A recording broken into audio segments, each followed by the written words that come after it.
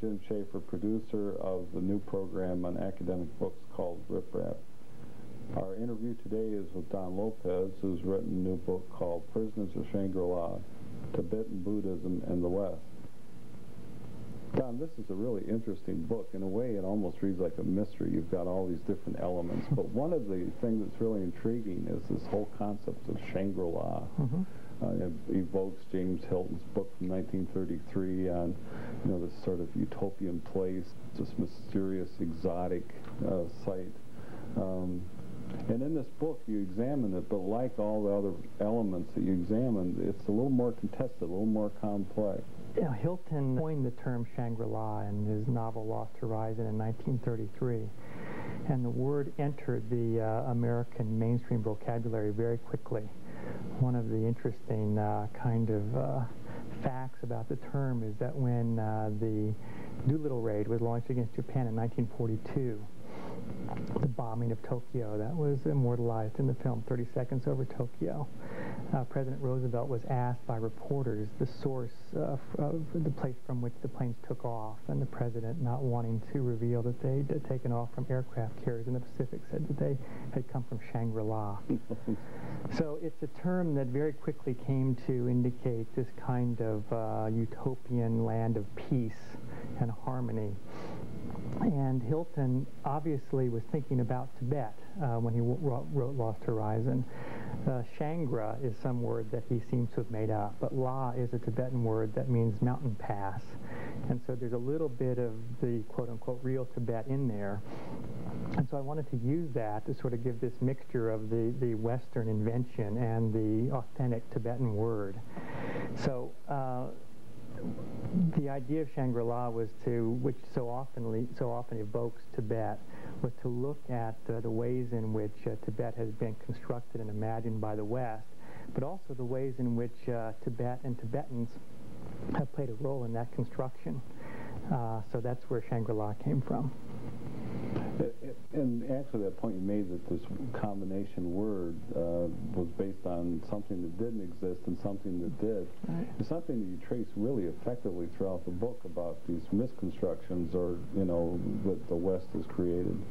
And you talked at the beginning of the book about how this has infiltrated the whole culture now. Tibet has always had a kind of mystique for the West, and that's one of the larger issues I'm trying to address. But I think certainly since the Tibetans came out of Tibet in 1959, after the Chinese occupation, or at least the Dalai Lama and many Tibetans came out, and since the Dalai Lama won the Nobel Peace Prize in 1989, Tibet has taken on a kind of pop culture identity, so that we have Tibetan root beer, we have the Dalai Lama on the cover of Vogue magazine, we have him on Apple computer ads, and we have just kind of generic Tibetan monks occurring in all sorts of advertisements for Nike shoes. It's a kind of the wise man on the mountaintop has now been identified as a Tibetan monk, and and that has appeared everywhere, from New Yorker cartoons to cartoons on Saturday morning television. In cinema, and there's been... Well, of course, there have been the two major Hollywood films, 7 Years in Tibet and Martin Scorsese's film Gundam. And those have really brought Tibet into the mainstream even further. Then you had this concept of being a prisoner of Shangri-La. If you remember in Lost Horizon, the people who were brought to Shangri-La were actually kidnapped. Someone hijacked their plane and crash-landed close to Shangri-La, and they were taken into the Valley of the Blue Moon. So they were brought there against their will. And then they were not really allowed to leave. They were told that they could leave, but kept getting put off and put off and put off further. And then we have the harrowing scene that Frank Capra captured in his film of a woman who had lived in Shangri-La for many years, leaving the valley, and her beautiful face turning into a very old and wizened, and actually dying before the eyes of Conway and his brother.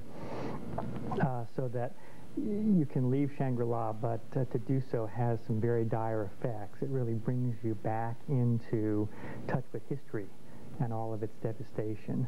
And so I wanted to look at the idea that the Tibetans and Tibetophiles, people who are advocates and students of Tibetan culture, as well as scholars of Tibet and Tibetan Buddhism like myself, are to a certain extent imprisoned by this myth of Tibet and this myth of Shangri-La, and that whatever happens in the quote-unquote real Tibet, the historical Tibet, that myth of Tibet is always lurking in the background and having some interesting effects, both positive and negative. The concept, and you discuss this throughout the book, of what Tibetan Buddhism actually is versus the way it's represented, portrayed, and imagined, it's quite an important point that you make in this book. Well, I'm not sure that I'm really trying to get at what Tibetan Buddhism really is, because I think that may be an impossible task. Sure. But I think it certainly is the case that the perception of Tibetan Buddhism has fluctuated wildly over the last century. In the 19th century, Tibetan Buddhism was seen as the absolutely most depraved, corrupt deviation from the true teachings of the Buddha. So corrupt and depraved that it didn't even deserve to be called Buddhism. And so a term was coined which has no correlate in the Tibetan language. It's the term Lamaism that was used to describe Tibetan Buddhism, and it's still used until today, interestingly. So in the 19th century, Buddhism was seen as a religion of reason. It was seen as a Protestant movement against ritual and sacerdotalism. So especially in England, Buddhism was seen as kind of an Oriental correlate of the Protestant Reformation against the tyranny of the Catholic Church. And so that became the norm. That became the Buddhism that was understood in England and by many Western scholars. And when travelers went to Tibet and they saw that the monks wore robes and they burnt incense and they had holy water and they did all these sorts of things that looked very papist and Catholic to them, Tibetan Buddhism was condemned as a deviation and a corruption from original Buddhism. So that's the negative perception, which was very prevalent and persisted really into this century. Then, in 1959, the Dalai Lama fled Tibet and came into exile in India. He was followed by about 100,000 Tibetans. So this was a movement of Tibetans and Tibetan Buddhism into the West in a way that had never happened before. There was a great deal of sympathy for the Tibetan cause, and the mystification of Tibetan Buddhism was, again, very much at play. And so this was Tibetan Buddhism now seen as the purest form of Buddhism. Purest because, unlike the Buddhism of India, had not been destroyed by Muslim conquest. Unlike the Buddhism of China, had not been destroyed by communism. Unlike the Buddhism of Japan, had not been destroyed by modernity. This was this civilization locked in this kind of deep freeze where we had the true Buddhism unpolluted by Western ways coming out of Tibet into the West. And so we have a real kind of play of opposites here. That's something that was the most corrupt form of Buddhism just decades before was now the most pure and pristine and authentic. I've been seeing news accounts talking about Buddhism in different countries where some of these, I don't know if you call them exiles exactly, but people from Tibet who have centered themselves in northern India, and there's been hunger strike. And that's right. The March 10th is the anniversary of the Tibetan uprising in 1959, and every year there's some kind of a demonstration or at least an address by the Dalai Lama to the exile community marking that date. We're coming up on the 40th anniversary next year. So this year, a group of Tibetans from something called the Tibetan Youth Congress decided that 6 of them would go on a hunger strike until the United Nations acknowledged a report that had come out of the International Council of Jurists in The Hague, which had condemned the Chinese for essentially genocide in Tibet. And so they went on the hunger strike for, I think they were into their 47th day, when the Indian police came in and forcibly took them to the hospital and put them on an IV so that they would not die. They were very close to death. In the kind of ruckus that was created by their being forcibly taken to the hospital. One 60-year-old Tibetan refugee doused himself with flammable fluid and set himself on fire and died about 24 hours later. Mm-hmm. So he is now being raised as a martyr by the Tibetan independence movement. And what we're seeing here, I think, in many ways is the desperation of the Tibetan refugee community, having followed the Dalai Lama's sort of nonviolent approach for almost 40 years now, and really getting nowhere in terms of any kind of response from China. Now deviating from his own, the Dalai Lama's advice and counsel, and going off in a way that, in a certain sense, is violence, in the sense that the violence is directed against themselves in the form of hunger strikes until death, and now, sadly, self-immolation. And that's something you talk about, the Tibetan diaspora, and its effect. It seems like it's an element in this whole discussion, and I guess in my mind it was like the reality of what it is for Tibetans trying to exist in the world versus this sort of pleasant utopian concept of the New Age, or that people like to have of Tibet. There's a very difficult existence for them. Exactly. That's the prison that I'm talking about. I think the Tibetans, like all exiles, like all political refugees, left their country to come into a new world that was unfamiliar to them. But what was unique in the Tibetan case is that the Tibetans left Tibet and came into exile into India, into North America, into Europe, to find themselves already there in a strange sense. That is, there was already a strange mirror image of Tibet that was present in the Shangri-La myth. And Tibetans had to confront that as if looking at themselves in a kind of distorted mirror. So that in addition to all of the problems that any refugee group has in this kind of horrific situation, they had to somehow come to grips with this image of themselves which was waiting for them when they arrived in exile. And so they've accommodated to that, I think, rather fitfully, in the sense that from one point of view, I think the positive view of Tibet that the Shangri-La myth promotes has given a lot of attention to the Tibetan cause. On the other hand, however, when Tibetans are concerned about their country to the extent that they would set themselves on fire, this is very, very jarring and is very much at odds with this view of kind of a happy, beneficent people who just meditate all the time and are spending all of their time chanting Buddhist mantras. And so it's this dissonance, I think, which is the factor at the moment that is so interesting. Well, as I was reading the book also, it seemed to me to parallel the idea of Orientalism, that there was some exotic place you could go to, that if you were not satisfied with your current existence or something, there was this place that you could dream about, fantasize about, put in exhibits, museums and artifacts and all that sort of thing. But what that constructed notion didn't have much to do with the people themselves or the cultures. It was something that's entirely a flight of fancy for the West. That's right. I think Tibet plays a very interesting role in the history of Orientalism, because when we look at, I mean, that history is a long and complicated one. It's not all the kind of negative Orient bashing that we see in the 19th century. There's also an earlier period where there's a great romance of the Orient, as you say.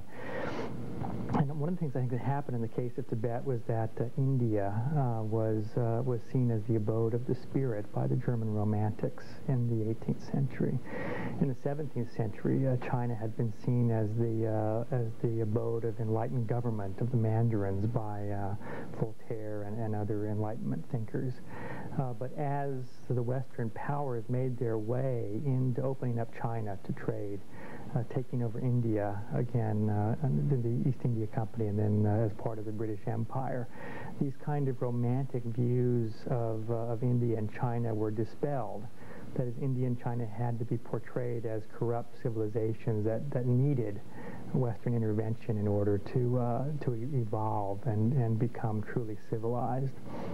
And so a lot of these positive images about the Orient as an abode of spirit, as an abode of enlightened government, tended to sort of make their way to migrate across the Himalayas and to end up in a place that was not under European colonial domination.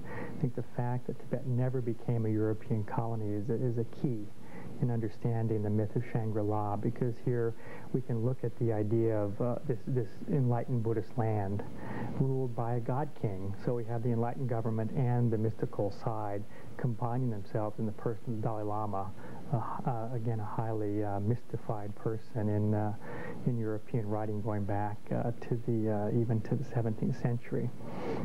So Tibet, in a certain sense, is the recipient of a lot of the Orientalist myths, and again as a place that is very high in altitude, difficult to get to, especially if you're coming from the south, as the British would have wanted to do.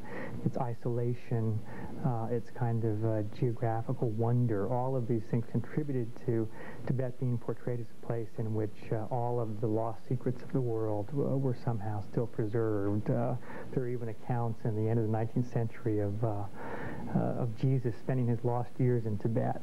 The Tibetans were not made a colony, but in an odd way or a unique way, the Tibetans have made a colony out of others with this spiritual, physical structure or approach. Right. This is an interesting aspect of Tibetan history. Tibet avoided conquest by the Mongols by simply surrendering their government to the higher Mongol authorities, and a Tibetan Lama became the advisor, the spiritual advisor to Kublai Khan. During the Qing dynasty, the Manchu dynasty, Tibet largely resisted the invasions of Qing forces by again serving religiously the Qing court, the Manchu court.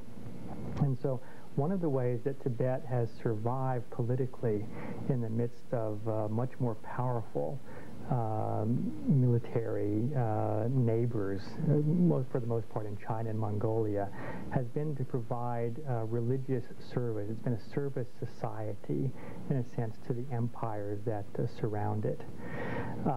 So there's a long tradition of Tibetan Lamas being preceptors and teachers to Chinese emperors and Mongol emperors. Now the Dalai Lama has come out of Tibet. He's living in exile. And we see the continuation of a fascinating element of Tibetan history, and that's something called the institution of the incarnate Lama.